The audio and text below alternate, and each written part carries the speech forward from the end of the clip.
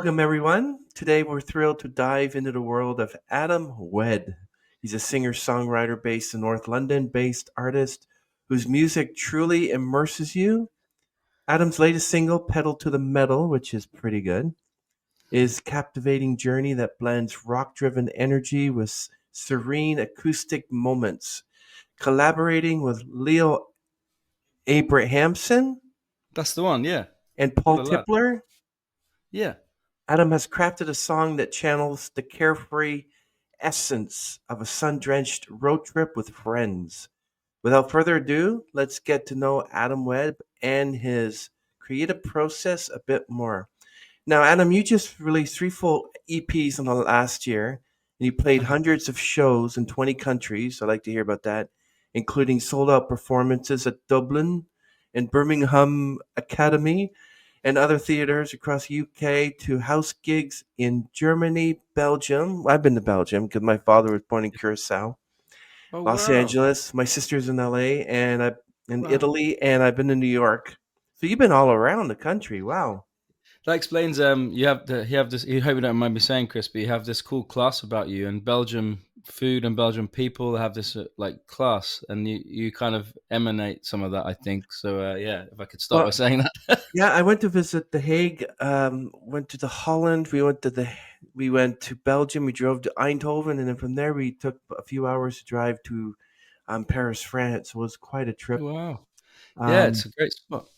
so it's kind of interesting how you've been played on over 550 worldwide radio FM stations, including Absolute Radio, BBC Yeah. Six, Music and Radio Jackie, and featured on various podcasts, including the Daddies podcast and Long Island Music podcast.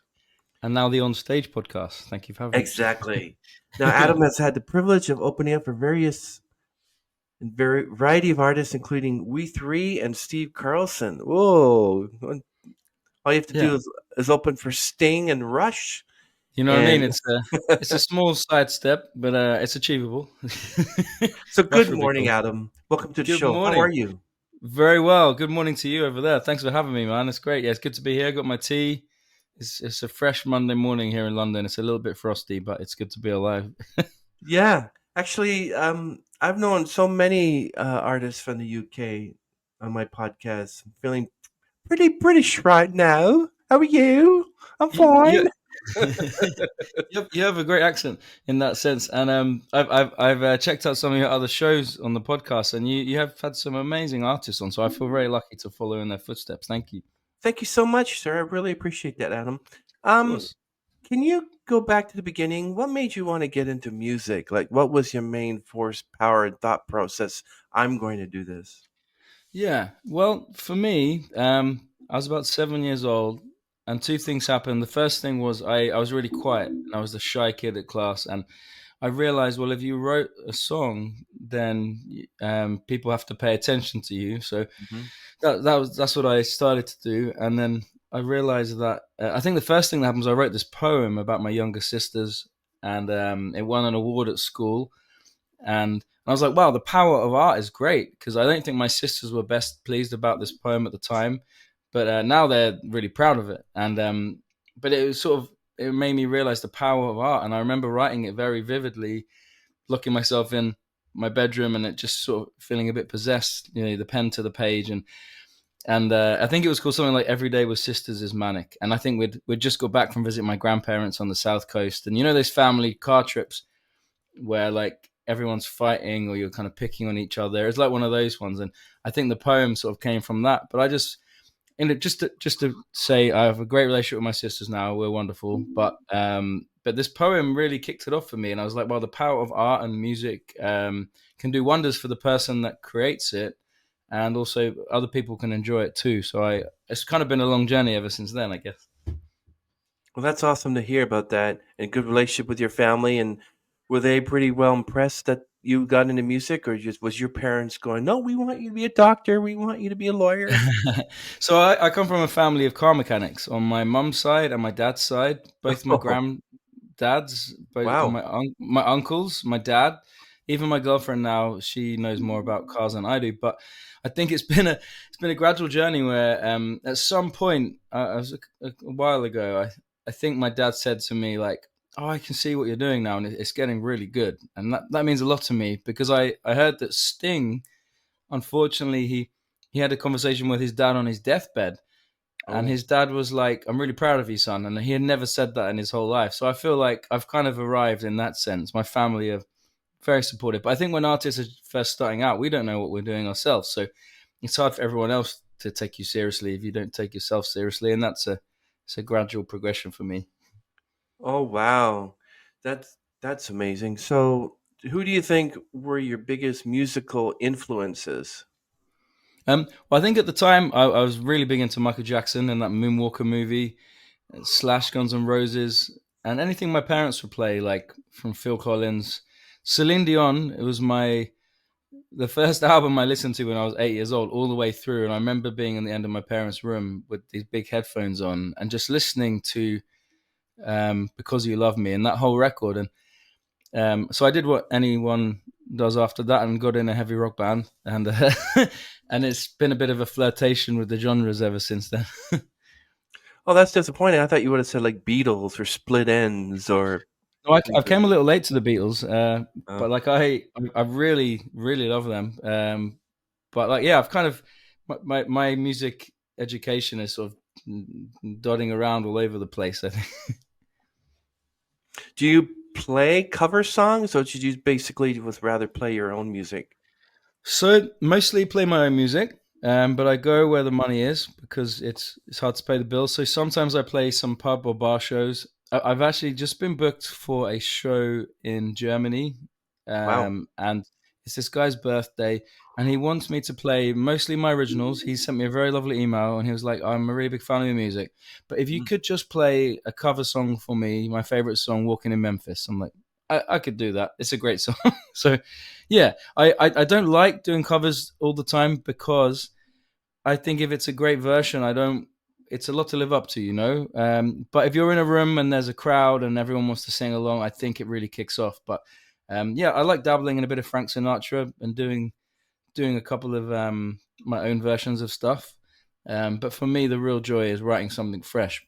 But yeah, Do you think your music has evolved over the years, Adam? I think it has. I think the first band I played in, I was 14, and we were called Compulsive Behavior, and and then we changed our name to Awkward Silence because no one was really listening to us. And then yeah, so I started off in like heavy kind of rock music, and then folk, and I think I'm sort of hovering around that sort of rock indie folk thing now with a bit of soul. But um, I think it's definitely evolved because I think it depends on what's happening in the world and how you're feeling, and also what you're listening to. But yeah,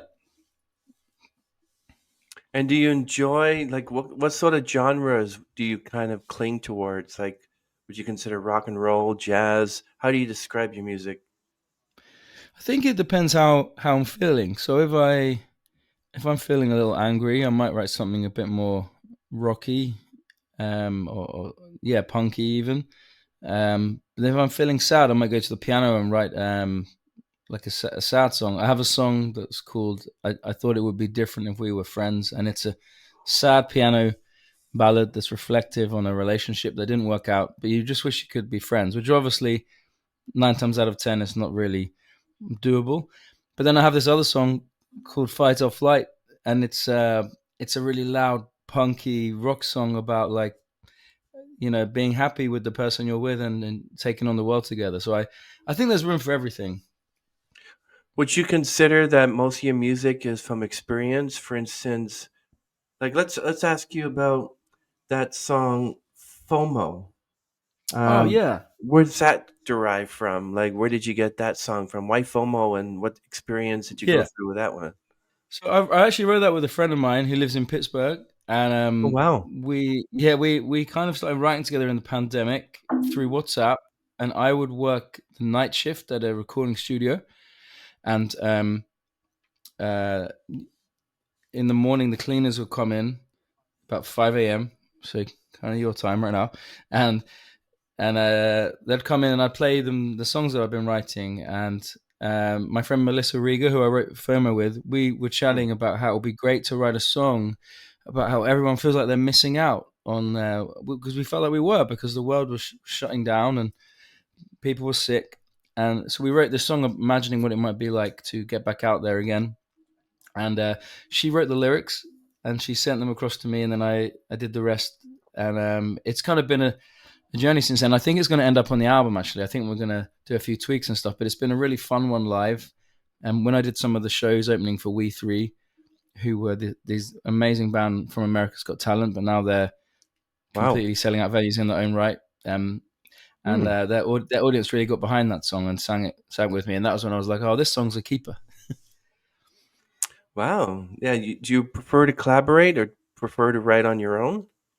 Well, that's a good question. When I was younger, I loved just writing on my own. But as I've got older, I'm like, you know what? It feels a little narcissistic to just write what I'm feeling. And I love to write songs about what other people might be going through, or a storytelling song. And sometimes in that vein, I love writing with other people because it's kind of a little of their perspective. So it's not just in my own head.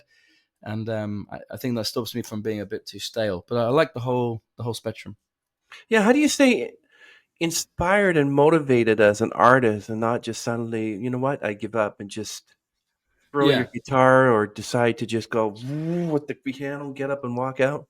Yeah, I've definitely done that a lot. I've tried to give up music so many times, for not listening to it, but making it, because it's tough. Like 2025, to make music, it's and to make a living, it's really tough, and no one gets in it necessarily to be rich. But like it would be nice. But for me, I think once I realized I was an artist, and it's the way I see the world, and I don't have to write a song every minute or every day or every week. It's There might be some weeks, like a few years back, I wrote 500 songs in one year, and I think last year I wrote like maybe seven, or eight or something. So I think don't put pressure on yourself when it's not necessary. And I think the best songs, just life has so many ups and downs anyway. I feel that the inspiration will come, but I think if you're just having, even if you're not wanting to write music, but if you're having a bad day, take yourself out, do a walk, do something you've not done before, and meet some people you might never meet, and that seems to always help with the staleness of life, I guess. And then Yeah, songs come from that stuff. I totally agree Yeah, with you. In this day yeah, and age, as you say, it's hard to make music. I agree with it. What do you think of that whole artificial intelligence and using that to create music, like a yeah, garbage man or a construction worker or a bartender behind the bar could suddenly go home and use AI to create this beautiful, beautiful album, and then people were like, "Wow, great album, number one winner." We want to yeah, meet the guy, and you find out, "Oh, sorry, I'm at work bartending right now." yeah, yeah. I think that I think AI's been around for a hundred years. Like it's just artificial intelligence, right? And it's becoming more and more smart. And I'm using AI right now to plan my tour of Europe because it's helping me Really? find venues, and the distance between venues is helping me find podcasts and radio stations. And I think Wow. AI used well can be really helpful. But I think when you're looking to AI for soul or humanity, I think you're going to be disappointed. And I think it's always going to be there. And I've noticed there's a lot of songs popping up where they've taken voices from like successful artists, and Hmm. I think that's a really tricky area. Some artists seem to love it. There's an artist called Griff I saw, and she said something like, "Yeah, please go ahead if it's a good song, as long as you give me 50%, like AI my voice, that's okay." But then I feel like there's going to be all kinds of cases where voices and things are used where you might not want to put your voice to it, and I think that's a little tougher. Um, yeah, so I do think that the governments have a little challenge at their hands looking at this stuff, but they seem to be looking at other things right now. So I don't know. Yeah, So you don't have any problem with there being a song written by Adam Webb featuring David Bowie or Michael Jackson? I don't know. It feels I don't. I couldn't tell you why. It feels a little bit dirty and not in a good way. Um, I mean, it's fun. But I just think it's not real. But then I do think that's a lot of people live in their rooms and have VR kits. And I was with a friend the other day I hadn't seen for a long time. We had a few beers, and he wanted to order from the app, right? You know, where they bring the drinks to your table. And I was like, well, let's just go to the bar. You know, you'll meet people. We can have a human conversation. So I think that I Right. think it just keeps coming back to that, like what is human and what is artificial. And I think we can use the artificial stuff to help us, but I think it's when people get a little bit intellectually maybe lazy, as I do some days too. And but yeah, I think it's a tough new world out there. And like my nephew, I think now when he was looking through a phone the other day, he was immediately like flicking through like this, looking at photographs on my sister's phone, and but then he went to a piece of paper and he was trying to flick the paper like, and we were like, no, it doesn't work like that. That's only like phones and computers and stuff. So I think there's a lot of learning to be done. Yeah, that's true. So, what inspired you to write Pedal to the Metal? What sort of experience in your life is that one? So that was actually one of the most fun times I've had writing a song. And my friend Leo, um, we studied together, and he's one of those friends that whenever you go out with, something always goes off, in a good way. Like people might end up dancing on the tables, or you just chat to strangers, and it's always fun going out with him. And one day I met him for a drink in Camden in London, and I didn't realize he was at the pub already, and he didn't realize I was at the pub already. So I did what a good friend would do. I ordered us both a pint of beer each and a little whiskey shot, just to go with it. But I didn't realize he was at the back of the bar already, and he had ordered us both a pint of beer each and a whiskey shot. And I was like, and he wasn't turning up. I thought so. I called him. I was like, Leo, where are you, man? He's like, I'm at the back, and I was like, oh, I'm at the front. And before we knew it, we brought our drinks together, and we'd both had 2 beers and 2 whiskeys each. And well, this is going to be a good night, kind of thing. And we ended up just sitting outside the front of this bar on a summer's afternoon, and we wrote "Pedal to the Metal" in about 20-25 minutes. A Wow. voice bit. We're just laughing our heads off, and then we saw a few people we know walk by. We're chatting to them, then we carry on writing the song. And then over the next year or two, we would take it back to like his place or my place or some different studios, and we would just finish it off. And the last few months he's been in Vietnam because he's and Cambodia and Thailand because he's traveling around, and I was in the studio with my friend Paul Tipler, and we were just giving it a mix, but we really needed his vocal to be redone for whatever reason. And he was like, well, I just kayaked 10 kilometers down this river, but when I get back to the hostel, I'll do the vocal. And he didn't have a condenser mic like this. He just had an SM58, which is a stage mic. And he did the vocal, and that's the vocal you hear that he's singing with me on the tune.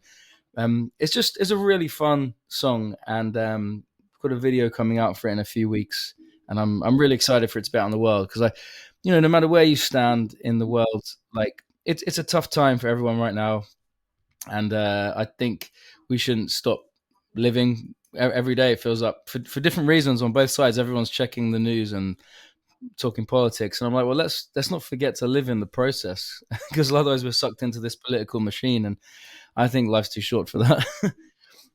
Yeah, Pedal to the Metal. So that was the collaboration of Leo Abrahamson and Paul Tipler, right? And That's the then one. both, Yeah. all three of you worked together.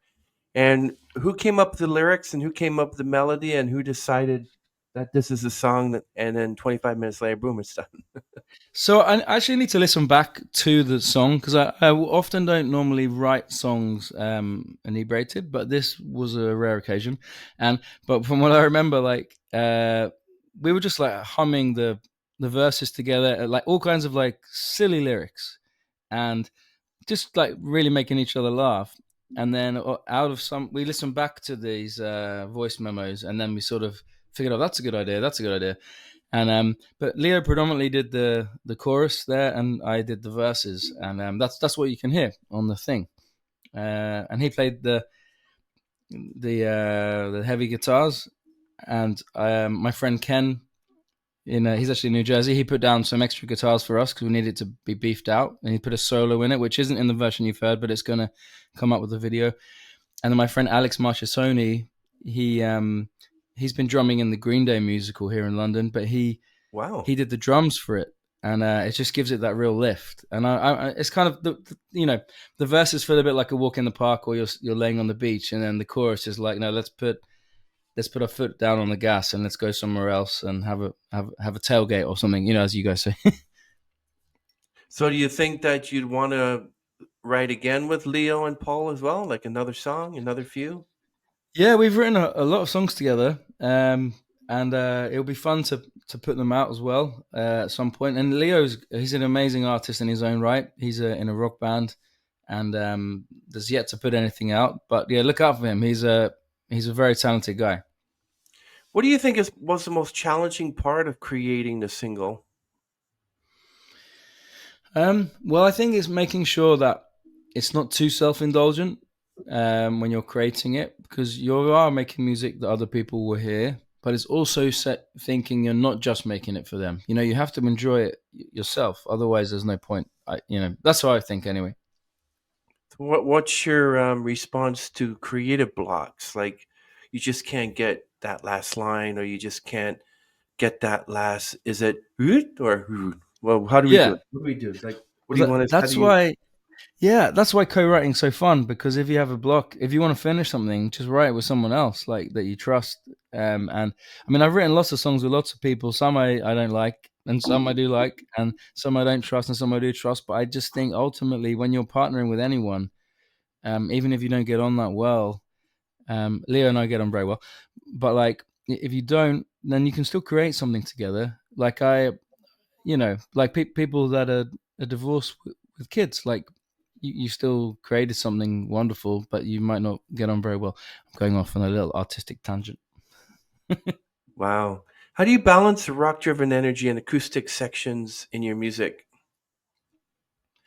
Oh, do you mean like when it's recorded and it sounds like rocky, but then live playing it, if it's just me? Um, yeah, because many artists have asked, like, how do you balance this genre with another genre? So with you, with for instance, pedal to the metal, or even FOMO, or another song you have is called "Okay," which is a great lyric video. But Oh, how do you balance rock-driven energy and acoustic sections? Like, how do you balance them so they sound good? yeah. So I think so live a lot of the time I don't play with a band right now, and so some of the songs I really rely on getting the audience involved to get that Mhm. extra energy. But then also, I think in a set when you're playing live, um, if you're playing something really upbeat and up tempo and everyone's Hmm. singing along or shouting or whatever, but then you play this quiet song, I think people love that dynamic, and I love that dynamic because it keeps it interesting. But that OK song you mentioned, I guess it's just a little acoustic kind of song, and I played it once in Germany. It went down quite well, but even though it's a quiet song, I sort of gently got the audience involved in the chorus there, because Hmm. it's a little sing along bit. But I think you can shake it up sometimes. Sometimes there's loud songs you can do quiet, and vice versa. It's just keeping it interesting, I guess. Well, what message or feeling do you hope your audience or listeners would take away from like pedal to the metal or okay, or maybe the song FOMO that you sing? What do you want them I to take away from pedal to the metal? I think I would hope that when someone's listening to pedal to the metal, that they no matter what's going on in their life, that tomorrow's another day, and you don't know who you're going to meet. You don't know where you might end up, and cool stuff could happen that you could never even imagine. It's having the audacity to hope. That's what that song's about, and not being too hard on yourself, I think, and just thinking of life as a very unexpected adventure, but one that we should enjoy as much as we can, because we don't know how long it's going to be around for. Not to be too morbid, but I hope that helps. Yeah. So what do you think like what are some of the standout moments for you in that song pedal to the metal? Like when you play it all the time or listen to it, what are some of the key moments you say, "Oh yeah, wow, that's bringing me back," or whatever? For me, like we just filmed the music video, and we didn't have a budget for a convertible car and to drive the west coast, California, as Mm. you would imagine when you listen to this song. So we picked up a kid's car and I took it around London. And so my favorite experience with this car is walking around Piccadilly Circus, Oxford Street, getting on the tube with it, with the guy who's filming, with Abraham who's filming, and people looking to see where the kid is in this car. And it turned out that there's no kid because we're filming and making a music video. But it was just really funny seeing people's reactions. But it's been really fun making this video, and that's kind of brought the song to life for me in another way. But again, there's a part in the song. I've only played it live a few times. I'm going to take it on tour with me, but there's this sing along part where where there's no lyrics and it's quite guttural and it's quite vocal, and it's just getting people to join in because they feel like then they're part of the experience a bit. That's what I quite like about this song.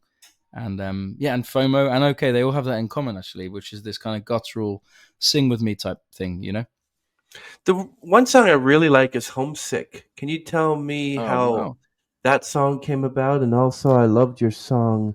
Um, what is it? "Different" was a good song, and "Home and Away." So, but Oh, how did the song "Homesick" come about? Thirsty, thanks for listening to these songs, man. That's amazing that you've listened to them. Homesick for me, again, I wrote it with my friend Will Nias, and he's a phenomenal writer. And we've written a few songs together, and then he was moving away.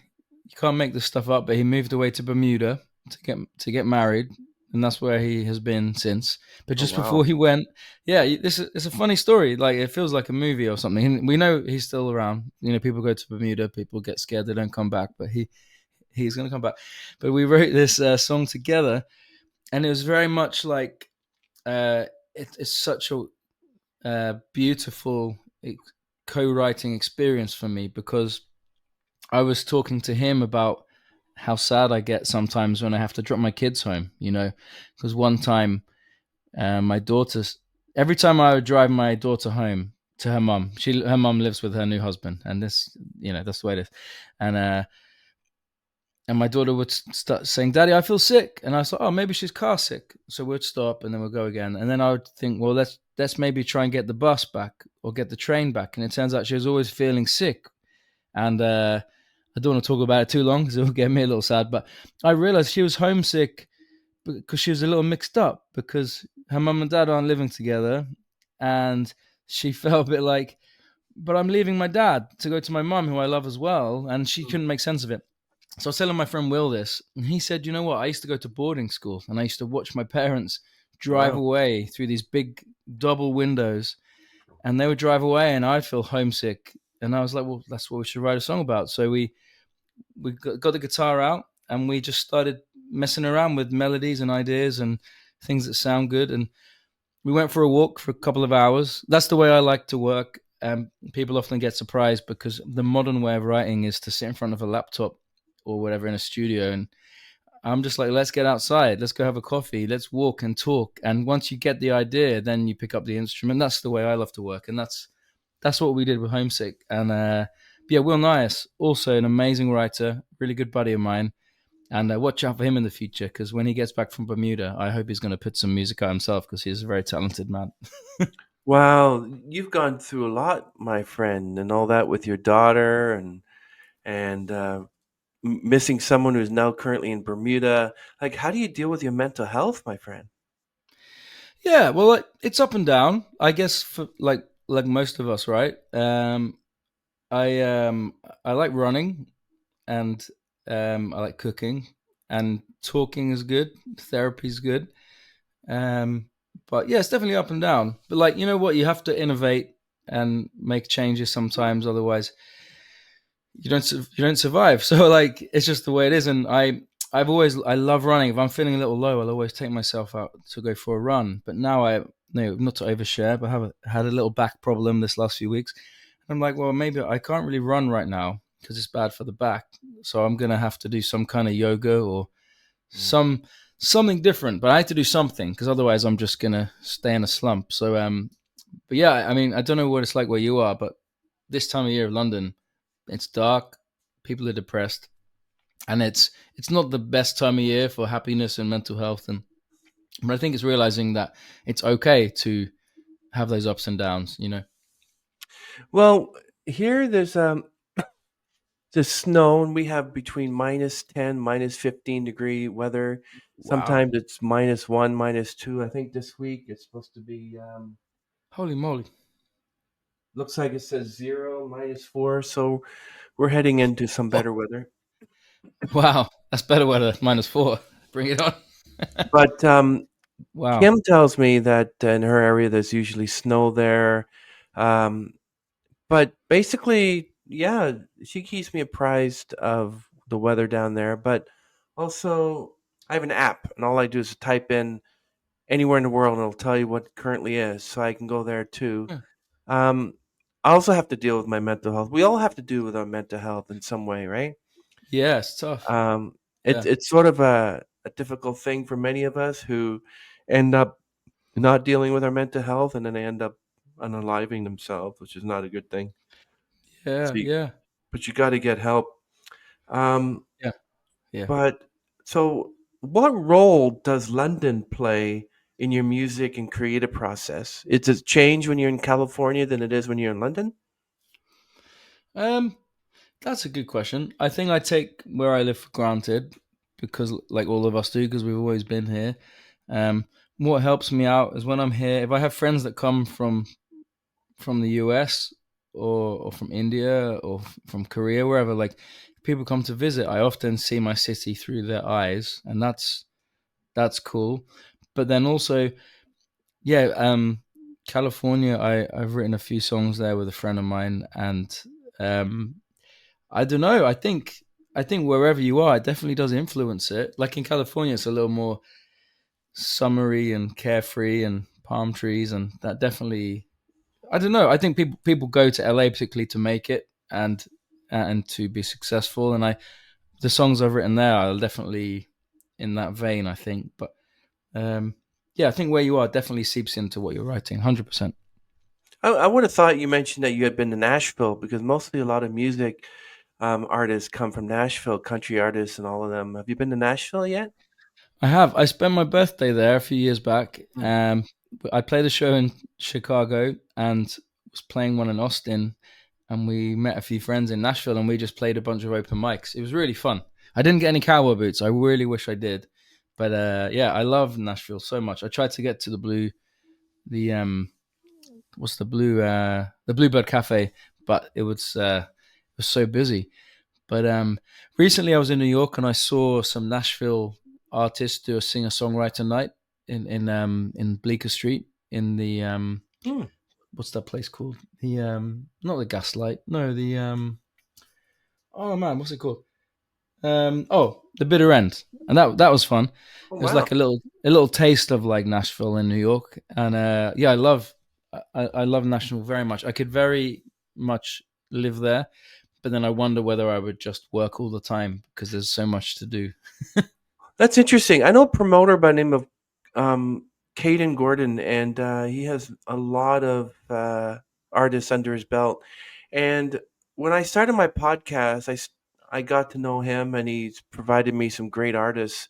And I Yeah. remember, I don't know, you probably don't know, she's called the Taylor Swift of Australia, but her name is Bailey Perry, Ah. and had her on my podcast. And then I find out, like every summer around July or August, there's the International Singer-Songwriters Association Oh in wow. Nashville, which is like every July or August. Oh neat. And 20 or 30 or 40 artists get together, and Caden is there. And now Wow. he has Bailey under his belt. Now he's her manager Yeah. now. So we're all connected. Wow. That's amazing. So That sounds like a great I, thing. I think this July or August, I think I'm going to go down there in Nashville. So maybe you should consider it too. I definitely will consider that. That sounds fun. If I can make that work, that sounds like a real treat. Thanks for Yeah, reminding me of that. Yeah, that sounds great. that'd be great. You should listen to some of Bailey Perry's music, but Caden Gordon is a great promoter, and he has several people under his belt. It's amazing. Did you say Bailey Perry? Bailey Perry, Australia. Cool. I will check this out. Thank you so Yeah, much. you're welcome. Awesome. Um, So, how do you approach creating such dynamic shifts in your songs? Well, I think if I'm writing something and I get a bit bored, then the listener's definitely going to be bored. So it's kind of trying to shake it up a bit and like trying to go somewhere else, thinking, oh, maybe we need a chorus now, and like whenever that might be. And there's no formula, I think. So yeah, I have like thousands of song ideas on my phone I've recorded, and I'm like, I don't know where to take certain ideas yet, but then they might come in useful at some point. But I think it's not forcing it. You know what they say about forcing a fart. I think it's the same thing with a song. So, what you're saying is that you have a repertoire of songs just waiting to get out. I know that I think Prince, and I'm not sure about Elvis Presley, but Prince, Michael Jackson, a bunch of other artists can literally release songs posthumously. I heard that Prince has a lot of Huh. songs that he could release 20 more albums posthumously.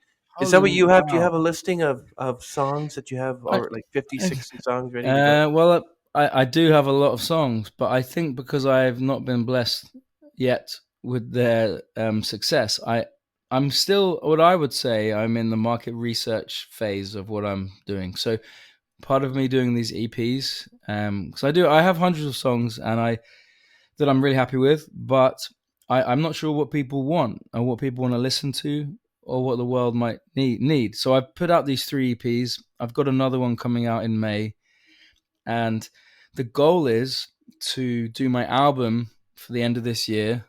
You know, do it properly, and it'll be my debut album, and it will be on vinyl and cassette, and we'll get merch done. And initially, it will be for my Patreons, and I'll be selling it at shows or directly to people. And I don't think I'm going to put it up on Spotify until I've recouped the cost back from making it. Um, but I do have a lot more songs ready to go. I definitely have another bunch of EPs I could pop out. But I'm kind of excited to see what happens as an independent artist when I really put the time in.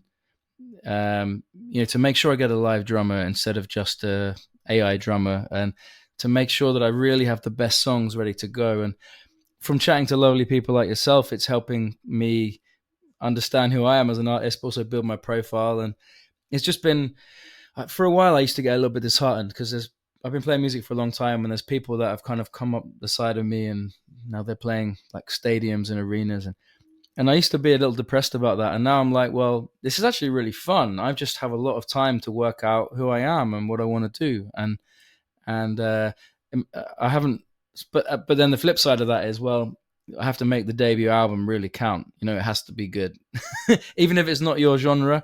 If you're like, say, you're into R&B and not what I'm doing, it just has to be a good album because then people can at least say, you know what, it's good, but it's not my cup of tea, and I'm okay with that. How do you feel about Pedal to the Metal or Homesick's reception, like the song's reception so far? So I don't know. Like songs are really like great songs. They they stick around for a long time. I think bad songs often get forgotten about, which is I'm very grateful for that. I'll tell you. But Homesick, I had a text from a buddy of mine in Germany. I met him when I played some shows over there, and he was at a train station with a friend of his, and they were drunkenly singing "Homesick" down the phone to me, and I was like, "Oh wow, you!"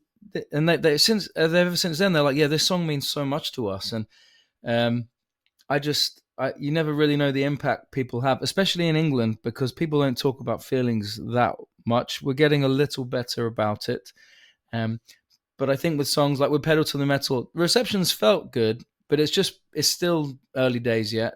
Homesick's been around for a while, um, but I feel like people do enjoy it. The plan is to redo some of the strings on there because I played the strings in on when I was producing it, but I want to get a live orchestra or some violinist to play it for the album version. So Oh, I think it will be on the album. It'll be cool. violinists.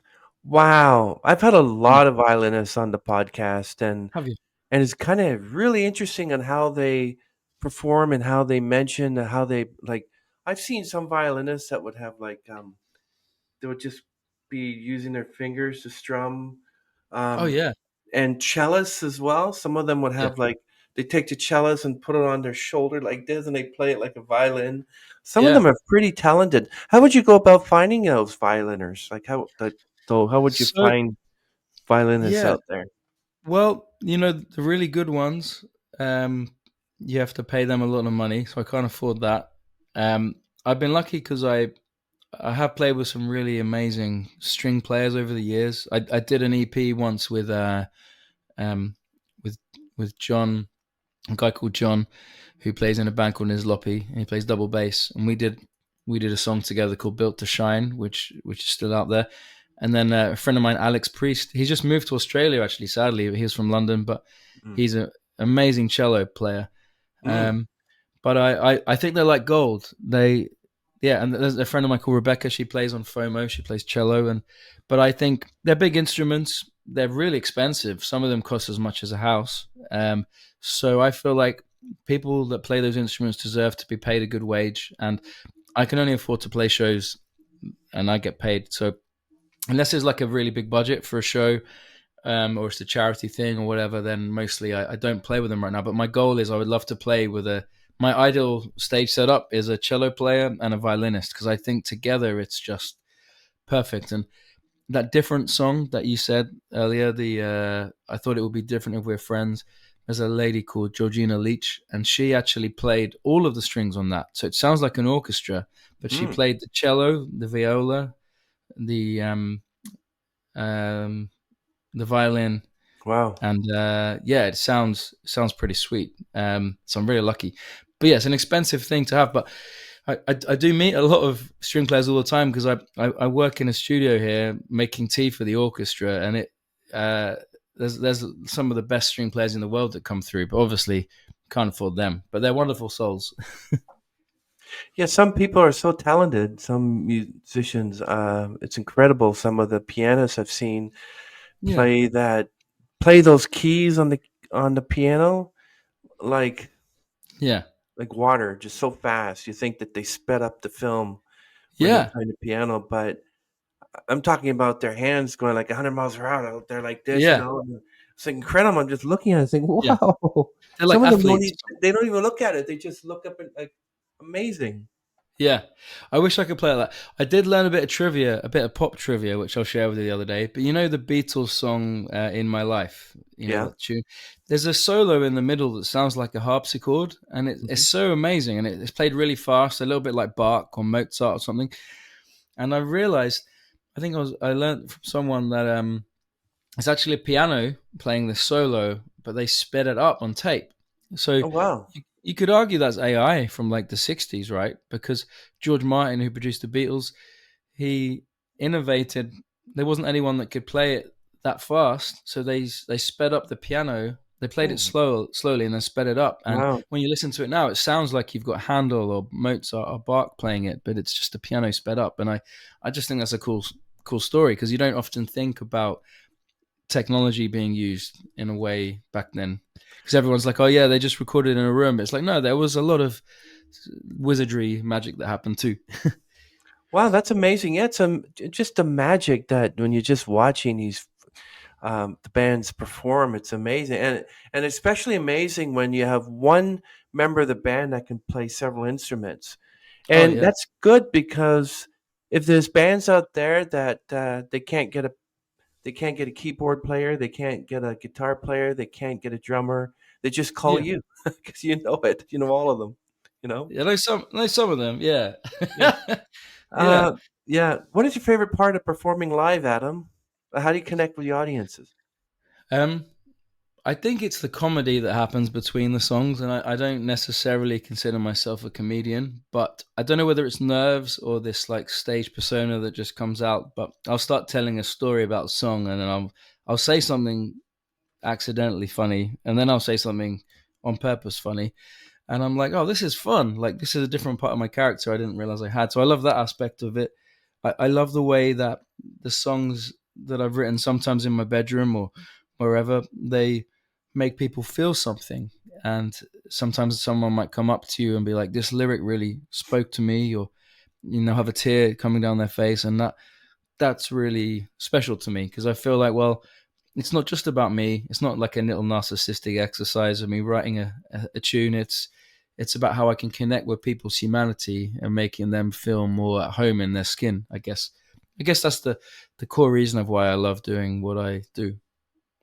So during the pandemic, did you do what many opera singers and musicians did? Is start performing online and Zoom and do performances on Facebook? I did a couple. I tried it out. I was just like, I don't know if I'm made for this world, and I think I've lost out a lot because um, I don't know. I struggle to make myself look good on camera. I think I look better in real life. So I was like, and also sound good on camera on like Zoom calls and stuff. So I was like, I'm just gonna write more songs, and then when the world opens up again, I will put them all out, and that's what I've kind of been doing. But I realized that I can't be a technophobe. I can't be a dinosaur. I have to grow up with the technology, and I have to be on TikTok, and I have to embrace these things. So I am planning to do some Zoom concerts for my Patreons, and we'll see how it goes. If I can make it sound and look good for them, so they don't have nightmares, then I will make it happen. Well, I'm glad that you agreed to do the video part of this podcast because many of Yeah. them, I've had some really big, solid musicians say they wanted to do the podcast, but they couldn't do video. And I'm like, Ah, no, no, you have to do yeah. video because people think it's going to be an AI generated voice, you That's know? the thing. And also, like, you know what? Like, maybe we don't all look like Hugh Grant or Brad Pitt or whoever. Who cares? But the thing is, um, we just have to celebrate who we are and what we look like. So I have the laptop a little higher, so you don't get all the chins. But I'm like, this is me, I guess, and you have to enjoy. I have to enjoy that. And thank you for saying that. I mean, it's. I think for all of us, it's like a work in progress. Yeah. So when you're playing live and people come up to you and say, I love that song, Homesick, or wow, that's a great song. I love This Is the One. Fight or Flight. I love it. Yeah. Um, do you like making friends like that, or do you ever had anybody go up to you and say you suck? Like I remember, I was telling another musician about the experience I had when I was doing a venue. Like I'm a singer as well, Oh, and I was doing a few songs, and suddenly I went to the washroom, and the older guy that stopped singing, and I go, la, la, la, stop singing. oh no. Okay. So I went back to my desk, or for my I went back, sat down, Yeah. because I was like, oh, kind of Yeah. like, so if I go up there to sing again, is that guy gonna go up to me and throw me through the window or something? Oh my And then god. Yeah. suddenly his daughter went up and started singing, and she was drunk, so she was going around getting on people's, like, those in bars where you have the girl go up to you, like the lap dancers. She was Oh yeah. she was so drunk that she went up to like lap dancing. She went up right up to me, Oh man. and father chorusful, yes, daughter, But to me, it's like, stop singing. I would think, well, your daughter Yeah. should stop singing. Yeah. Yeah. Yeah. Wow, man, that's rough. That's not fair, Yeah, really. Yeah, people are quite judgmental. I yeah. think in London and the south of England, people just. I mean, if you're good, people don't tell you. If they're bad, they Yeah. don't tell you. If you're good and they've had 4 pints and you see them in the bathroom, they might, be like, "Oh, that was really good. That was really good." But like, if you're bad, generally people don't say. But I've played a few shows where I'm playing in a bar and there's like sports on the TV behind me, and I think I think I did a show like that last year. It was like a 2 hour show of cover songs in a bar, and they put me on a Saturday night when people just want to watch the football. And this guy was like, "We just want to watch the football." I'm like, "Oh, sorry, man. I'll be over in a sec." and but then there's other shows like where like I don't see that as a problem. I see it as I have to have a skill to be so good and engaging that I can win them over at least a little bit. And I think we had some kind of rapport in the end. But I'm lucky that I think if I came up in the US, people are a lot more honest, and I don't know, maybe that would have helped me get better faster. I don't know, but I don't know. It's a tough thing. A lot more people sing on to camera now than they didn't since because technology allows it, and um, I think it's good people can express themselves as long as everyone's not trying to make money out of it, because it's a tough place to do that. So do you think your fan base has influenced your music? I think so. I think it'd be silly to say they don't, because there's been songs I played. Oh, for example, my girlfriend said to me a couple of years back when I played a show. She said that um, I really don't think you should play this song. And I was like, why? And she's like, I just don't think it's a good song. I was like, okay, well, fine. So anyway, I was like, well, I'm going to play it at this show and see what happens. I played it at the gig, and then afterwards, this young girl came up to me, and she was like, "I really love this song. Could you write out the lyrics for me? Because I'm going to get it as a tattoo." So I said to Mm. my girlfriend at the time, I was like, "See, it's a good song," and I just think I think it depends. But you have to do what you think's good in your heart, which sounds really corny, like on a Hallmark channel, but that's the truth. So that's see, that's what I mean. So one of your fans will go up to you and say, "Yeah, can you write out that lyric? I want to put on a tattoo." That's like, wow, that would make my day. I'm like, really? Yeah. Mhm. Well, so I wasn't sure about that song, and now I'm like, well, that is. And there's another song as well. I played in Dublin Academy, and there was this gay couple at the front, and I've been playing this song for a long time, and I was getting a bit bored of it. But then I had a message on Instagram afterwards to say that their families didn't accept their relationship, and for whatever reason, and this song has become their song. And Mm, thank you so much because it's just made them feel seen and loved, and I was like, wow. well, maybe this song has a different meaning. Maybe I should play it a bit more often. So I thought that was cool. Yeah, makes you want to move on in music, not give up. Because basically, when people just suddenly a moment where they're like, oh, there's no inspiration. I'm not making any money. I want to give up. Somebody comes up to them and said, "You would not believe," and they're like, gives them more invigoration to keep going. That's good Yeah, news. So that yeah, girl came up to you instead of saying that song meant a lot to me. Can you write out the lyrics? I want to get it out as that tattoo. What if she said, "Yeah, hi Adam, this great music, great song. Like, can you tell me how I want to do what you do?" Well, yeah. what kind of advice would you give to aspiring musicians? Oh wow.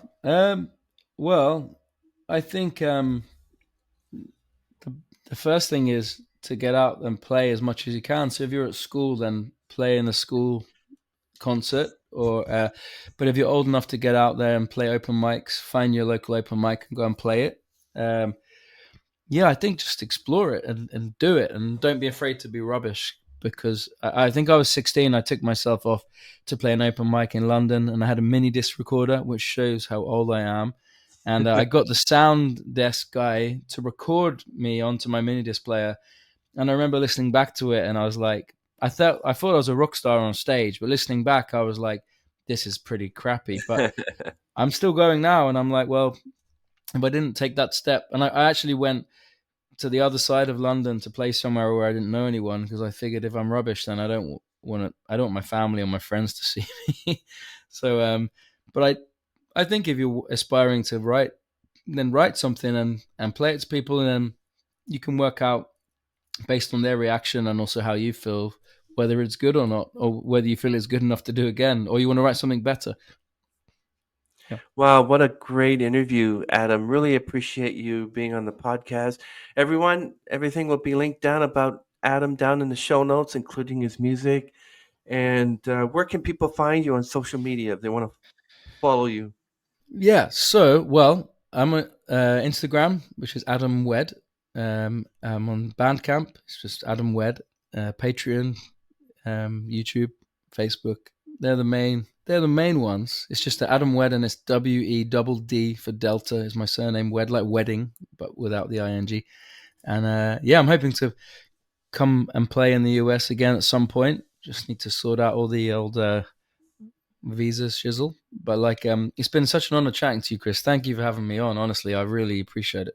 You're very welcome. So, what can we expect next from Adam Wedd? Yes, so I have a couple more singles coming out. Uh, I have an EP, a 7-track EP, which is I googled it. It's the number of songs you can have on an EP before you call it an album. So I have a 7-track EP coming out in May, and then I have the album out hopefully the end of the year. That is the goal, and yeah, that's gonna keep me busy, I think. Oh yeah, I can't wait to keep in touch with you because you're a solid musician there, Oh, bless and you. maybe try to get you out to the ISSA in Nashville next July or August. And That would be fun. Yeah, if you could send me some stuff on that, I'll definitely try my best to come out. That would be yeah, wonderful. yeah, I'll try to get you some information. I'll get you contact information from Caden Gordon if you're interested. Thanks, man. I appreciate that. That'd be great. You're And welcome. let me know. Let me know when you're in London. You said you're coming over. If we can make it work, I'd Yeah. love to meet up. Thank you so much, Adam, for sharing insights, creative journey with us. Your single Pedal to the Metal is a testament to your unique ability to blend spontaneity with precision, creating music that's both distinct and full of character. And we can't wait to hear more from you in the future. And for those who haven't heard it yet, make sure to check out Pedal to the Metal and all his music. We'll link down below the YouTube channel and Spotify. And also, this song Pedal to the Metal was actually released January 24th, so it's still young. So until next time, keep the music playing and the good vibes flowing with Adam Wedd. That's wedding without the ing. Hey, that's it.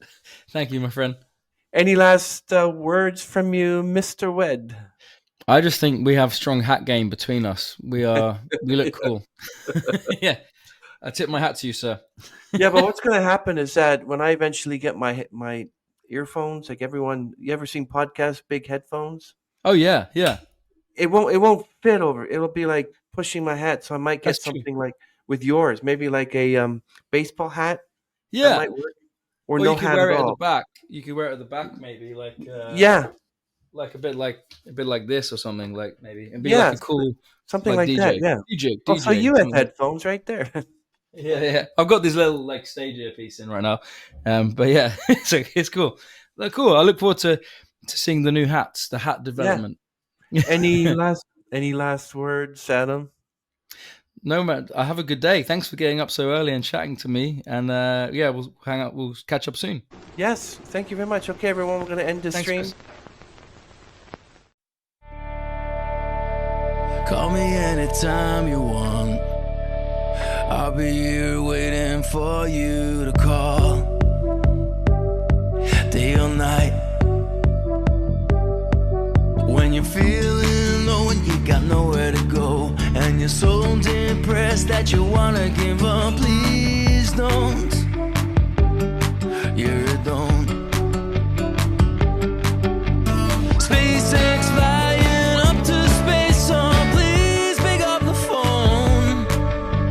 Ground control to the human race, yeah, I'll never be alone. Take me home. I wanna go somewhere nice with you, where the skies are blue too. Are you homesick? We're all homesick. And do you feel it too? Homesick tears are in your eyes. You keep on Googling why, oh why? Because when you're feeling low and you got nowhere to go, and you're so depressed that you wanna give up, please don't. Yeah, don't. SpaceX flying up to space, so please pick up the phone. Ground control to the human race, yeah, I'll never be alone. Take me home. I wanna go somewhere nice with you,